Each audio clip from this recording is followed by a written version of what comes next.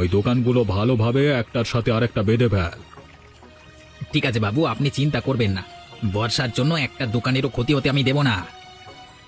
যদি দোকানের কোনো ক্ষতি হয় তাহলে কিন্তু আমার ব্যবসায় লোকসান হয়ে যাবে, আর আমার ব্যবসায় লোকসান হলে তুইও কিন্তু টাকা পাবি না।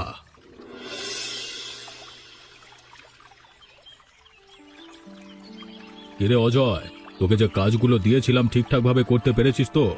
দেখে সেই বর্ষার জলে যেন একটা দোকানেরও ক্ষতি না হয়। আচ্ছা বাবু, এটা আমি বুঝতে পারছি না যে আপনি গ্রামবাসীর এত সাহায্য কেন করছেন। আরে বোকা, আমি যদি সাহায্য না করি তাহলে গ্রামবাসীরা আমাকে ভালোবাসবে না, আমার হাতে চাঁদা দেবে না। চাঁদা নিয়ে সমস্যা কি?